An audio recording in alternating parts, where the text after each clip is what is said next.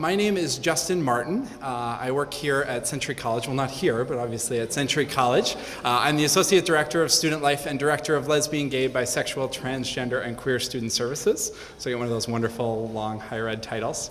And we really are so excited to welcome you this evening to the Gender and Social Change Awards. This is a wonderful occasion that we get to gather together on a yearly basis and celebrate three very, very worthy recipients in the community that are doing amazing social justice and equity work.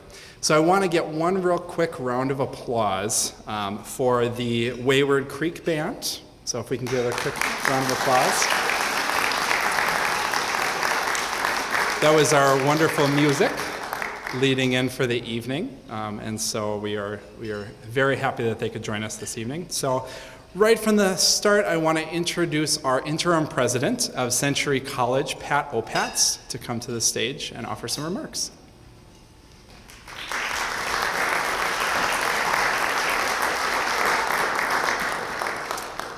Good evening. On behalf of the Century College faculty, staff, and administration, I'd like to extend a warm welcome to all of you here tonight.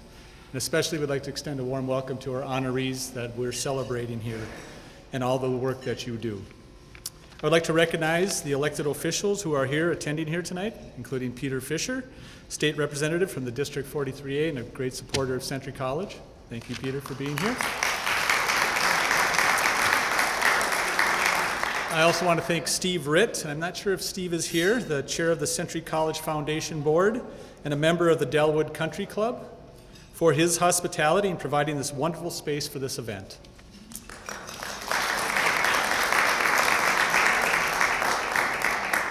The ongoing support from local businesses, community members, and local officials illustrates the role of the college as a member of the broader community.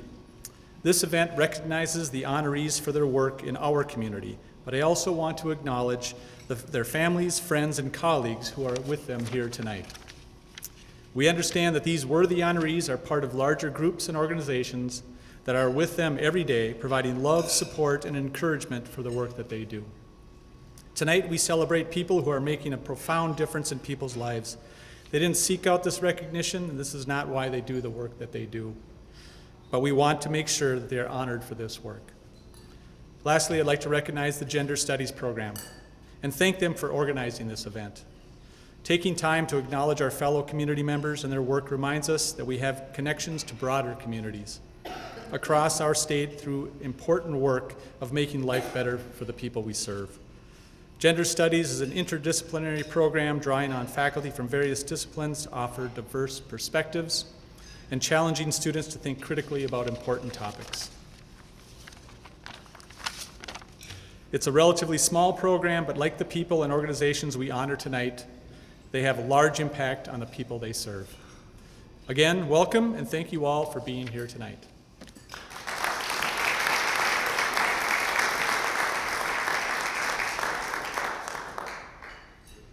Thank you, Pat, for those opening remarks. We really appreciate it. The next person that I get to introduce is become a very close colleague of mine, a very dear colleague of mine, Susannah Dolance, Dr. Susannah Dolance. So I have to say it's really an honor to work with someone who is so intentionally inclusive and thoughtful about how we can create spaces on campus and programming on campus and studies for students on campus that are so welcoming and affirming and equity focused. And so Susannah is at the top of the game when it comes to that. And so again, it's my honest pleasure to be able to introduce Dr. Susannah Dolance, the chair of the Gender Studies Department, in addition to the chair of the Gender and Social Change Awards Committee and a faculty member at Century College.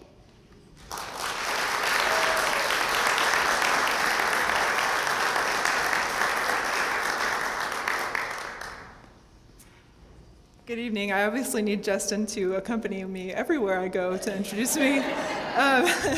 Thank you. And I will say that So I'm Susannah Dolance. I teach sociology and gender studies at Century College. This is my second year in the role of the director of the gender studies program. And in the second year, I feel like I'm kind of figuring out what I'm doing now. And one of the things that I figured out is partnering with Justin Martin is a really good way to have successful programming on campus, and so that's been really good. So you're a dear colleague to me, too. I want to start by thanking you all for coming to this fantastic event in our 11th year. And I want to thank Interim President Pat Opatz for being here and for the college's commitment to gender studies. I want to thank Justin Martin for being willing to be the MC this year, and he's doing a great job so far. And I want to thank the committee who worked on putting together this event with special recognition of Sue Klecker. Where are you, Sue? Who just puts so much work into making this a good event every year. While I'm at it, I'll stop recognizing people eventually, but while I'm at it, I want to recognize gender studies program faculty who are here. Would you guys stand up? Yeah.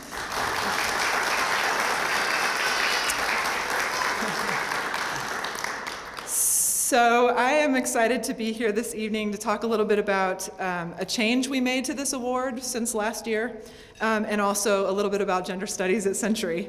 I think you're going to find I'm going to talk your ear off about gender studies at Century, but here we go. As many of you know, for the last 10 years, Century College and the Century College Gender Studies program has held this awards reception to recognize people that we called women of distinction. Women who worked in the community to support and empower women and girls.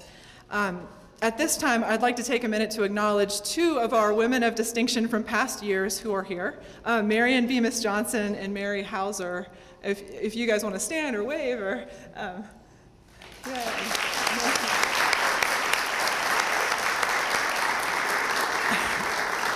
And Marion Bemis Johnson goes all the way back to our very first Women of Distinction year in 2005. Last year, when I took on the role of program director, I initiated a conversation with the other members of the awards committee about changing the name of this award. Many of us on the committee felt like an award that only recognized women was unnecessarily limited, and we wanted to put the emphasis on social justice and the intersection of gender with race, ethnicity, socioeconomic status, sexuality, disability, etc. So we changed the name of the award to the Gender and Social Change Award, and we also rewrote the guiding principles for identifying recipients. And this is what we came up with. They must work to empower or increase opportunities for diverse, underrepresented groups in our community. Based on those criteria, we were easily able to identify this year's Gender and Social Change Award winners. As you'll see when they talk about their work in a few minutes, Cece, Qamar, and Dorinda advocate for people in our communities who are often on the margins as they bring attention to social issues and inequalities in our society that are often largely misunderstood or invisible. Over the last year of directing the Gender Studies program, I've tried to raise the visibility of gender studies at Century. In trying to do so, we've partnered with the music department, the mental health committee, and especially the LGBTQ center of the college to bring high quality programming to students, college employees, and members of the community. Last year, we presented a program on gender in the music industry, especially in rock music. We did a program on self-defense and fighting back against violence. We co-sponsored a showing of the film In the Turn, which was about gender and roller derby. We had a panel discussion to follow that film with a bunch of our local Minnesota roller girls. Just this past October, students in our program worked to organize a panel discussion on LGBTQ youth who are experiencing homelessness. That was fantastic. And in fact, Qamar, one of our honorees this evening, was on that panel. And it was really great. And just earlier this week, on Tuesday, we showed the film Two Spirits with a discussion of gender in Native American communities. So from rock and roll to self-defense against violence to roller derby to LGBTQ youth homelessness to Two Spirits in the Native American community, you can see we're trying to examine gender from a variety of angles and perspectives and examining how gender intersects with race, culture, poverty, sexuality, age, sports, violence, and much more. If you'd like to see more of this kind of programming, stay tuned because it's my plan to invite our other two award recipients who have not spoken yet on campus back in the coming months. not to mention other programming that I hope will educate, promote critical thought, and urge students to compassionate understanding and activism. In the spring, we'll celebrate 20 years of gender studies at Century College. In fact, Century, I believe I get this right, was the first two-year college in the state to have a gender studies program. So look for more information about a party we'll be throwing in the spring for that. I'm glad to see that there are a number of Century College students here tonight. Could you, those of you who are students, stand this evening so we can recognize you as well?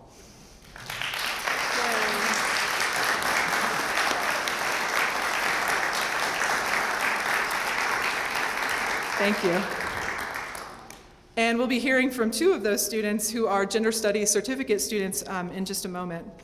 In the time I've spent teaching gender studies classes and working with our students, it's become clear that students who embrace or are inspired by gender studies tend to be students who are passionate about equality, activism, and social change.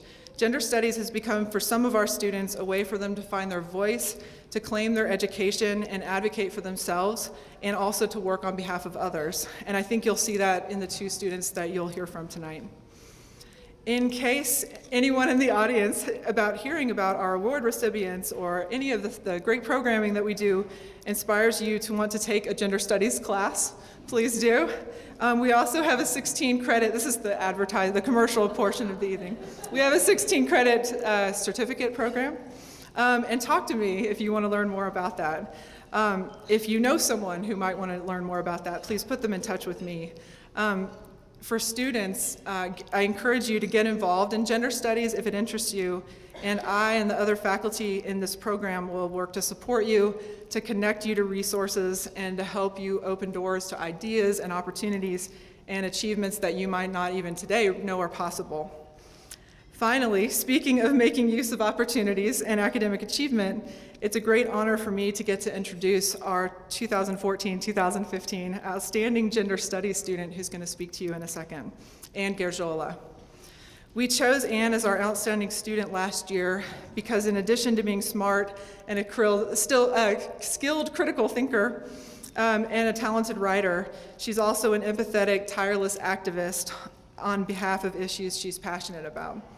In addition to being our outstanding student, Anne has represented Century College recently, we could say nationally, first as the keynote speaker at a forum on poverty just last week at St. Cloud State, and then just this past weekend, Anne, who is the editor of our student paper, the Century Times, traveled to Austin, Texas, and there was named two-year college 2015 Reporter of the Year by the Associated College Press at that organization's national convention. So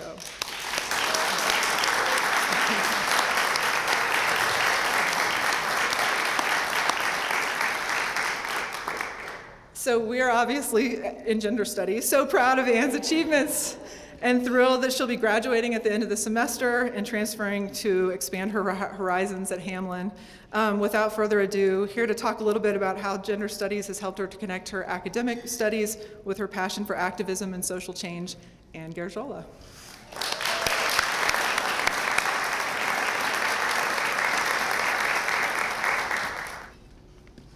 Hi, it's an honor to be here today. Susannah just asked me to talk a little bit about how gender studies has helped shape my education and now my work that I'm doing. So optometrists use a refractor to flip different lenses and settings to see what gives their patients the best vision. Gender studies is like my refractor. Solutions to issues seem fuzzy until suddenly brought into focus when Ruth Wooler-Scheim taught me to look through feminist lenses in her Foundation of Women's Studies class. Instead of a prescription for eyeglasses, gender studies provides me with a prescription for social activism. For example, when I learned poverty was a problem on our campus, I volunteered at Donna Beagle's Poverty Institute, and there I learned with Century College instructors how they could better teach and help our diverse population. When I was in Susannah's Intro to GLBT Studies class last semester, we learned about homelessness among LGBTQ students. I helped bring in experts, including Qamar, to campus earlier this semester, and we had a panel discussion on LGBTQ youth experiencing homelessness. Being on the Century Times student publication has allowed me to combine all of my passions: writing, teaching, gender studies, and poverty awareness. My true passion, however, has been my work-study job. Couselor Michelle Jerzak hired me and believed in me enough to allow me to develop and facilitate Poverty 101, a poverty awareness training program for Century student navigators. So what I want to impart on all of you is the importance of mentoring. Without faculty, staff, and members of the larger community supporting me, backing me, and just being there to offer advice and support, I wouldn't have been able to do any of this. I graduated in December with an Associate's in Liberal Arts as well as a Gender Studies certificate. I was accepted to Hamline University and hope to start there in the spring. I've chosen to pursue a major in sociology and a minor in gender studies, and I plan to further explore the intersection of gender and poverty, and would like to one day bring poverty awareness to individuals and organizations. Thank you.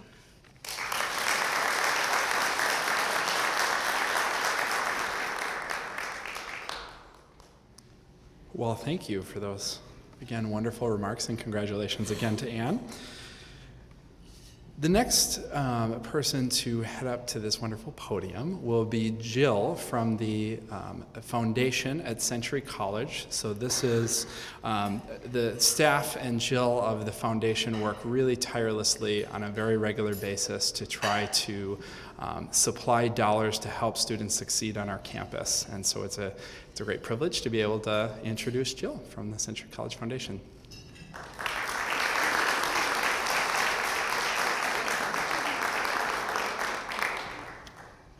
Thank you, Justin. I have had a wonderful, I don't know if you're having a wonderful time, but I'm already having a wonderful time this evening. So isn't it great when we can get together and celebrate the amazing people that just, you know, if you didn't know and hear what they had to say and you were passing them in the hallway or at the store, you'd say, unremarkable. But tonight we're hearing from person after person who is really quite remarkable.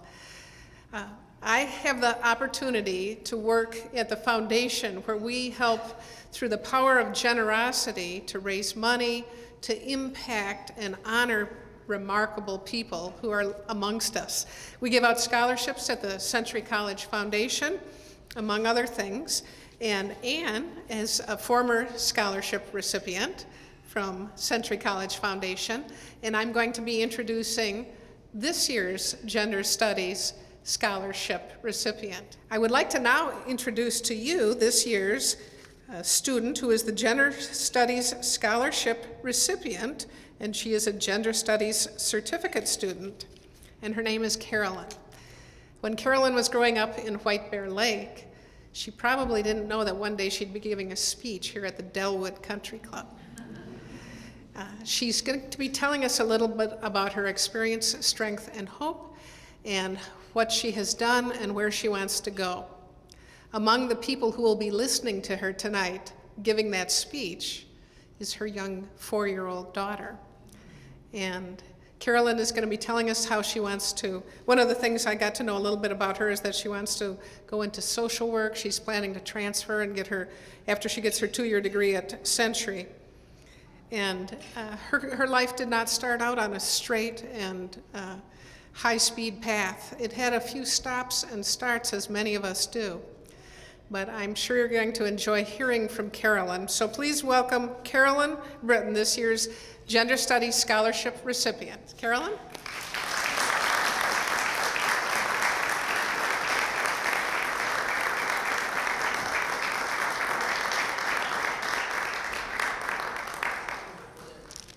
Thank you. It's really an honor to be here with you guys tonight. As Jill said, I mean, even like a year ago, I don't think I ever imagined myself being here with faculty, with my wonderful family, and with my friends. So thank you for that.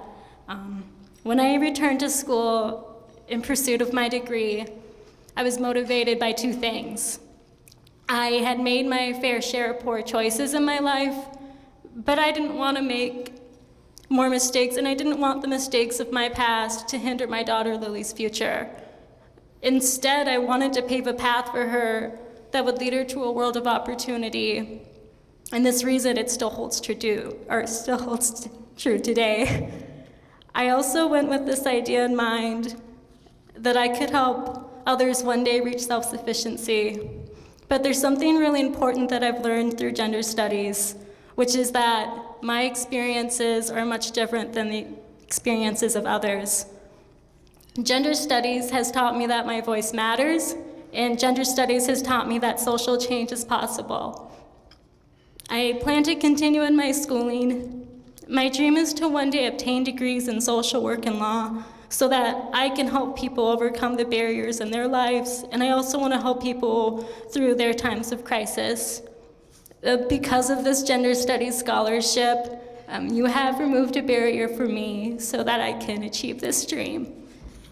The gender studies program has opened doors for me that I didn't know were there. And because of this scholarship and the support of my family and my mentors, me and Lily, we've been able to begin a journey that otherwise would not have been possible. And so thank you for that.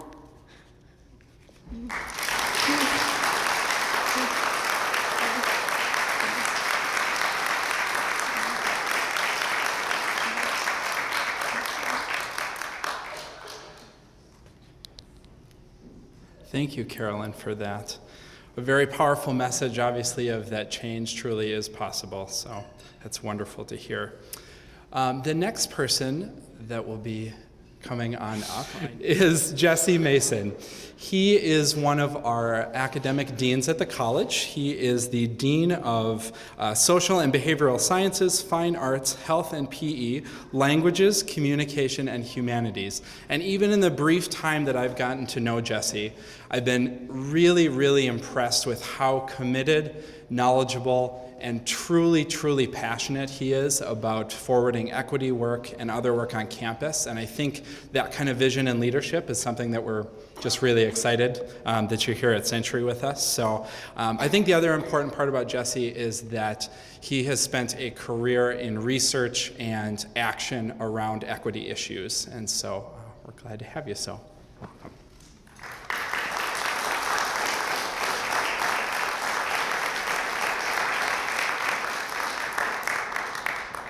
Thank you, Justin. I was started to put on my Southern preacher voice, but I think I'll speak with my Minnesota accent. You hear it? As a new dean at Century College, it is great to be a part of an institution whose value aligns with my passion and work as it relates to gender and social change and their intersections to create a just world for all. I'm excited to be among such greatness, to have this auspicious task to introducing the award recipients. First, Cece Terlouw is Executive Director at Heartland Girls Ranch. Heartland Ranch provides strength-based, trauma-informed services and therapeutic equine programming to an average of 60 to 70 girls per year in a safe and supportive environment that empowers girls to experience success and write a new story for themselves.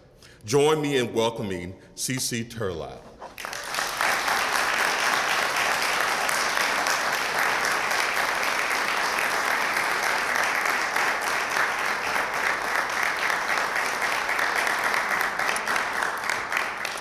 Thank you so much. I have to say, when I heard about receiving this award, I was so humbled and honored, and I'm just so thankful for this opportunity, and just thank the college for awarding me in this way and honoring me.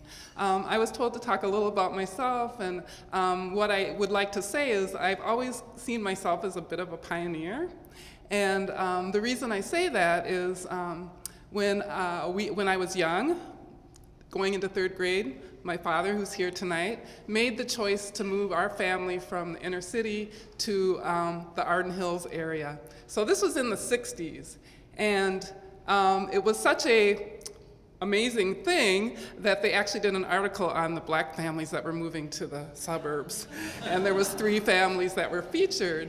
And also at that time, there were people in our neighborhood who actually tried to buy the house out from under us because they did not want a black family to move in. So it's just interesting how I was brought to that point in my life, and then grew up and went to Mounds View High School, and being one of 7 black children in the school, and just knowing that my dad made the choice, and my mom, to give his kids an opportunities and to make sure they got a good education. And so doors were open for me. And some of those doors involved running track, and eventually running track at the University of Minnesota and getting a good education there.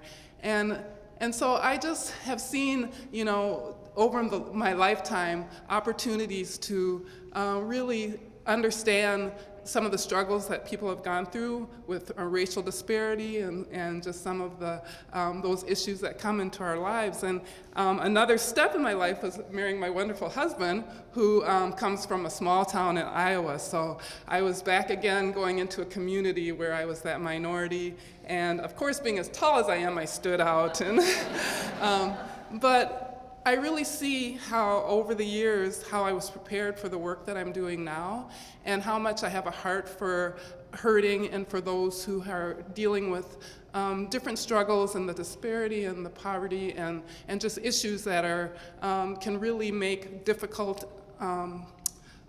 life for them. And so at the Heartland Girls Ranch, I have the opportunity, as was shared our mission, to really to see girls be able to discover who they were meant to be and the great gifts and the talents that they have, and then really help them to discover that and to find healing in their lives. And it's such an honor to do that. It's such a joy to do that.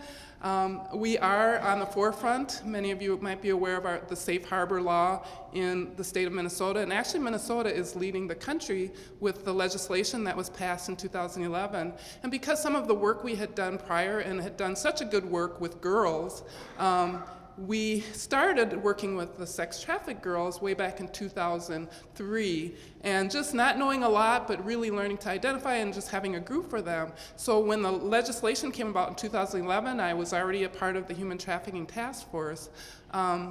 It was kind of a shock to everyone that you have all of that out in Benson, Minnesota. You have horses, and you have, therapy, and you have these group homes with this safe environment. That's perfect. And so I was honored to be able to, as the legislation was passed, to be able to be one of the organizations that was supported through Safe Harbor to work with sex traffic programs, sex trafficked girls. And so we were able to take some of the monies given to us down from the state to really beef up our program, which is our Hearts for Freedom program. And we are serving currently 8 girls, and we are looking to expand into next year with 12. There are not enough beds in the state, as many of you have probably heard, some of the reports and some of the news features that come out about how much trafficking is going on in our state and in our country. I'm honored to be able to bring healing to the lives of some of the girls that are struggling in this area. So Heartland is an amazing place. It's, like I said, a joy to see a girl that comes in so broken and so hurt, and then to be able to get a horse that she relates to and mirrors her behaviors and her attitudes and helps her to discover who she is and to see that healing take place. So that's the work that I do, and I am, again, so very honored to be receiving this award tonight, and I just thank you so very much.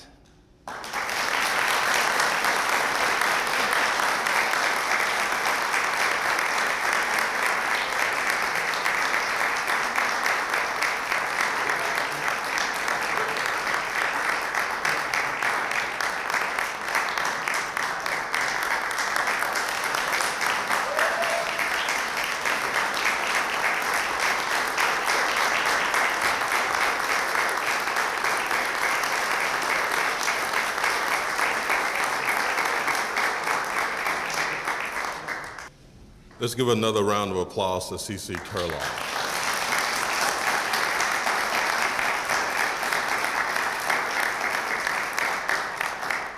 Our next recipient, Qamar Saadiq Saoud, is a youth counselor and gender group facilitator at Reclaim. Reclaim works to increase access to mental health support so that queer and trans youth may reclaim their lives from oppression in all forms. It offers therapy for youth and families, training for practitioners, and community partnerships for social change at the intersection of gender and racial social justice.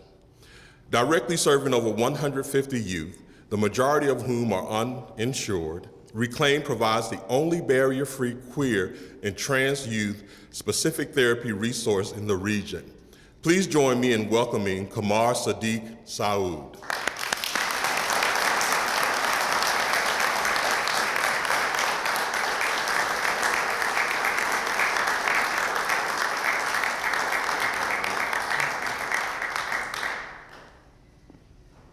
And we'll dip this down again. It's seriously a great honor to be here with all of you because I think that every single person in this room makes an enormous impact on the world, from the work that you do with one another in your communities, from the education that you pursue, from the scholarships that you provide, the opportunities that you open up, your advocacy and your support.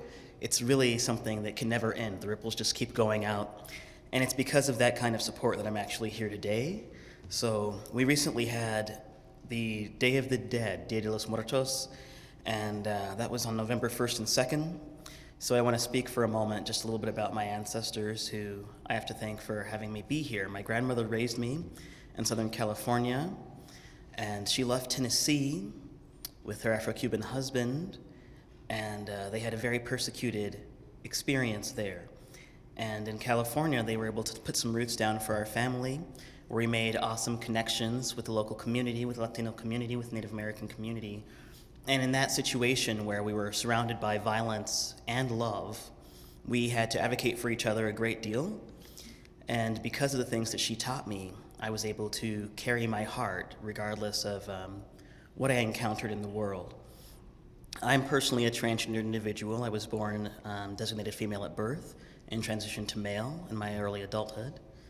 And engaging in that activity for myself to bring my mind and my body into conformity with my spirit is something that I didn't really see as wrong, but that I had to fight to survive through.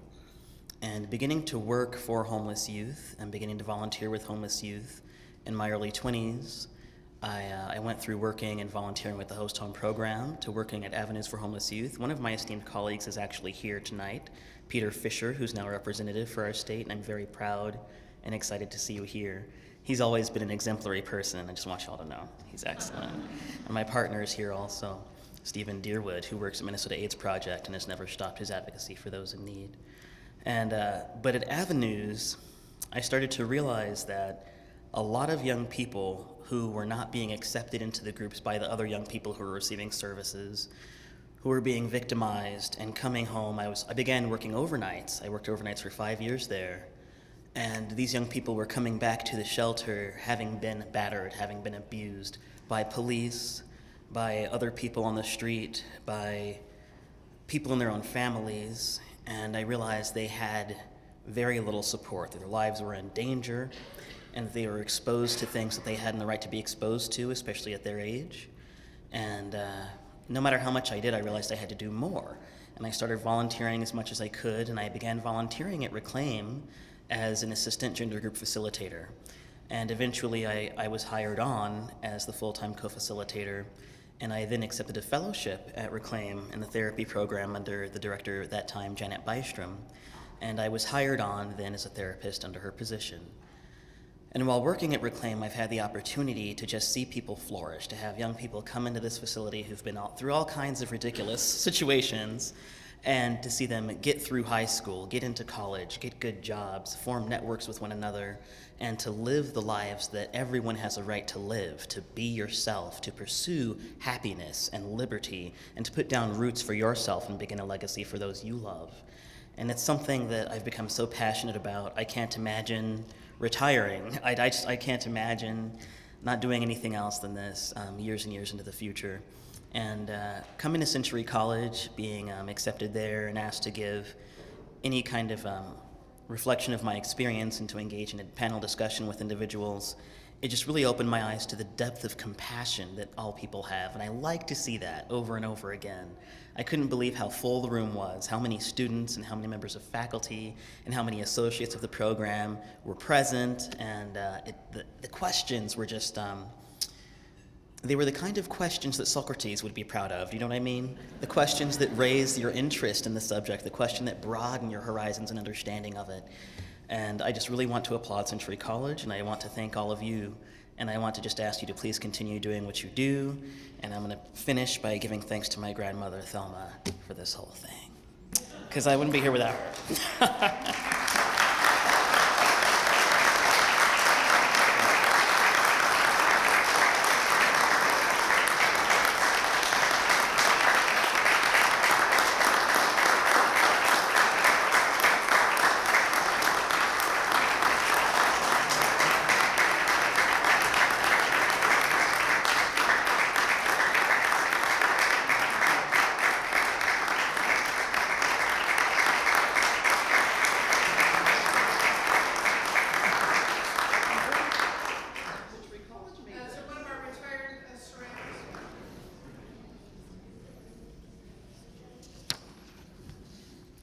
And last but not least, Dorinda L. Wider is an attorney at law at Mid-Minnesota Legal Aid. Mid-Minnesota Legal Aid specializes in providing professional legal help to Minnesotans who traditionally lack access to the American justice system and cannot afford the services of a private attorney. What a great way to transform lives. Please join me in welcoming Dorinda L. Wider.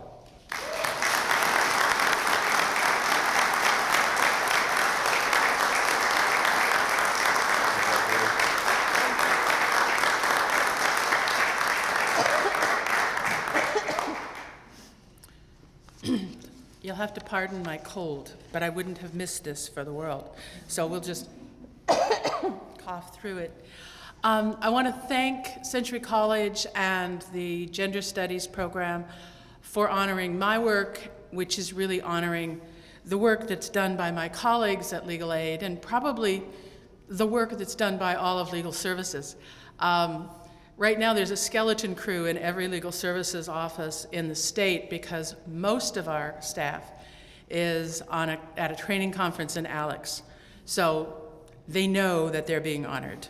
I enjoyed meeting the students tonight, and I'm looking forward to the return that you've promised to talk with them, because the students I've met tonight are probably the best spokesperson for the work that the staff and the faculty do at Century College.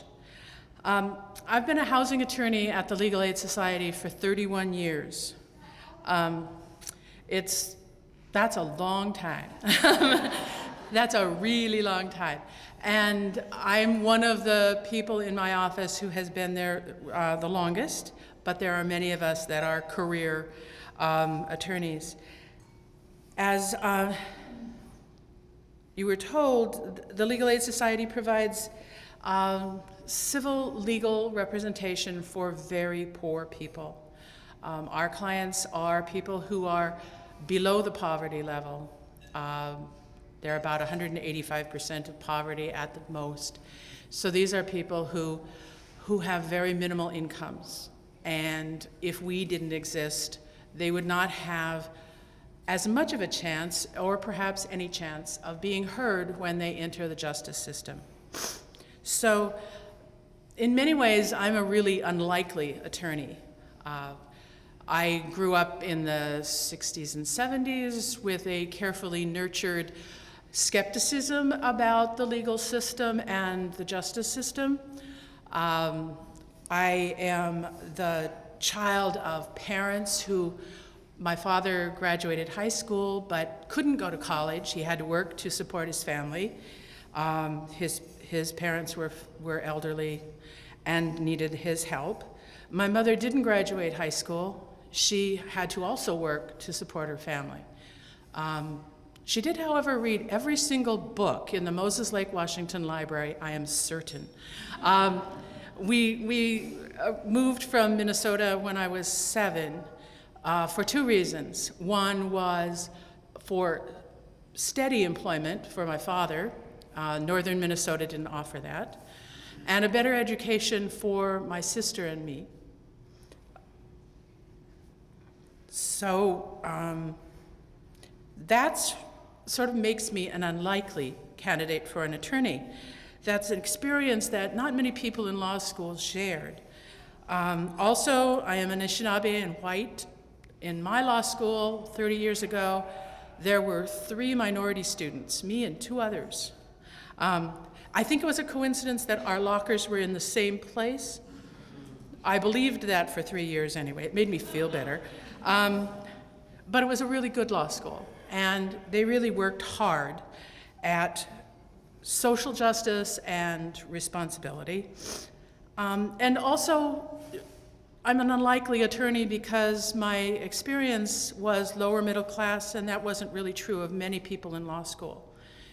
Now, when I was growing up, we thought we were middle class. It was only after I actually started reading census data that I understood that we weren't quite. But unlike many of my clients, or most of my clients, I had a place to live, I had people who loved me, and we weren't ever really hungry. I didn't really like certain things. I was probably the only Indian kid who didn't like venison.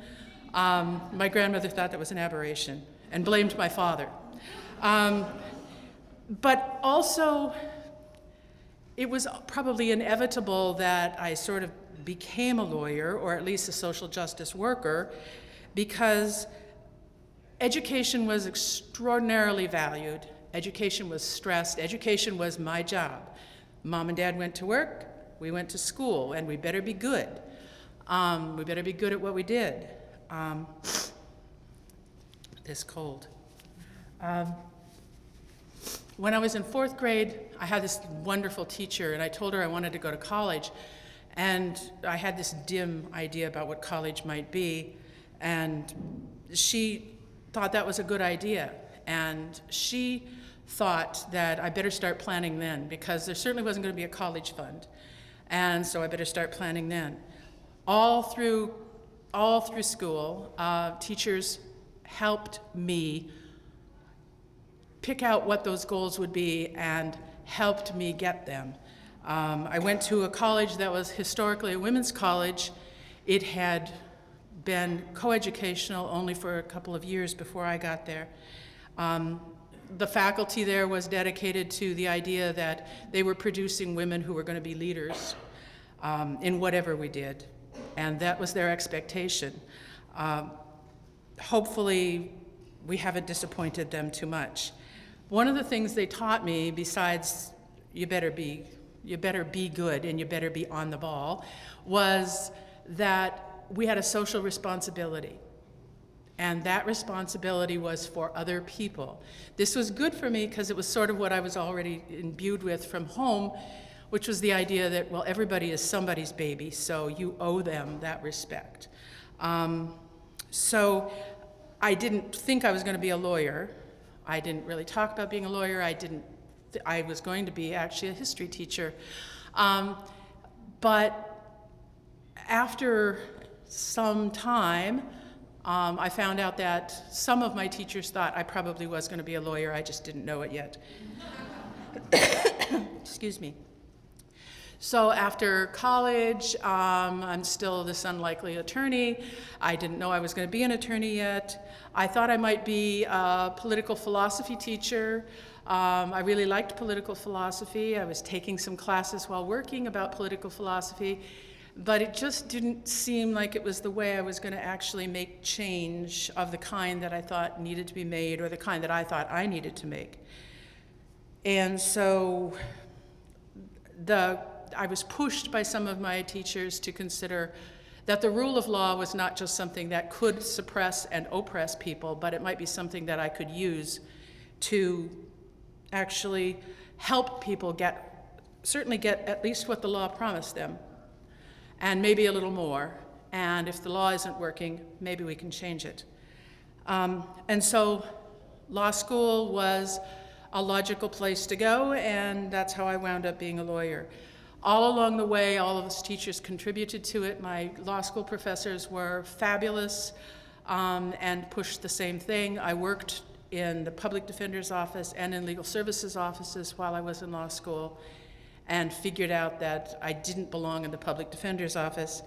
I couldn't really deal with losing if you had to go to jail. In my profession, I'm in civil law. When my clients lose, we just don't get housed. I'm not really keen on that either, but it doesn't have the same emotional impact on me, and so I can keep getting up and going to work. So legal aid is where I've been for 30 years. Legal aid is where I can do housing work that ranges from helping homeless people actually get a place to live, to figuring out how to change the systems that make them homeless so that they don't wind up homeless. I've done it long enough that when I first started, homelessness was a rarity, and now it's much too frequent. But I've also learned that housing is this really big box. So I'm a housing lawyer, but I can pack a whole lot in there. As a housing lawyer, I can worry about access to housing for returning people coming out of the Department of Corrections system. As a housing lawyer, I can think about why housing isn't a commodity, but it's actually health care. And so we better be thinking about how to make housing both safe and healthy for little children, but people will die if they don't have housing, and we have to think about it as health care. So I can do all of that. For my clients and my colleagues, the reality is in the state of Minnesota, there's one of us, and I have to check this number because it is so preposterous. There is one of us, one legal services attorney for 3,682 people. I can tell you I do not have 3,682 cases. Thank goodness. My colleagues on the public defender side very well may, and that's a sin. But in the private bar, for people who aren't legal services eligible, the very poor, there's one attorney in Minnesota for 369 people. So for those students who I talked to tonight who think they want to be a lawyer, talk to me more, because I can tell you, you not only want to be a lawyer, but you probably want to be a lawyer to help those 3,682 people. Come on over to my side. And if you are going to do something else, we work with volunteer lawyers all the time. So we have cases that we'll help you take, and you have 50 hours of volunteer service as an ethical obligation, and I can fill at least 50 of those in a week. So although I'm an unlikely attorney, it's probably was an inevitability that I'm an attorney. There were other things I probably could be, but I think I'm probably pretty good at this because I really like doing it. All of those educators along the way and all of those family supporters and mentors made that possible. And so when choices were available, they made me think about looking at them. You don't have to choose, but you have to do something.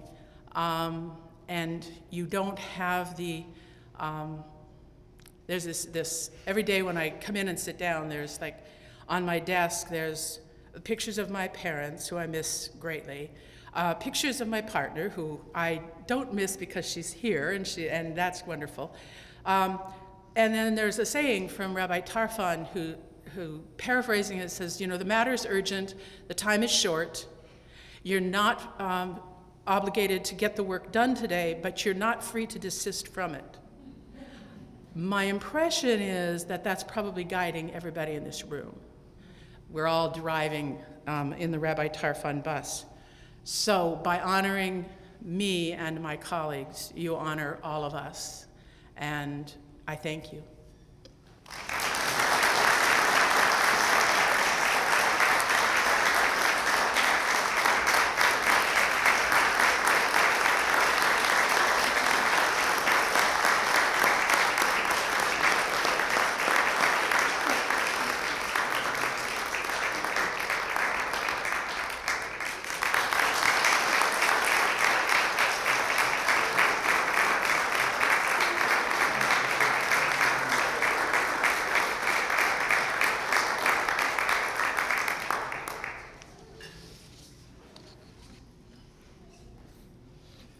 Could we get one more round of applause for our wonderful award recipients this evening?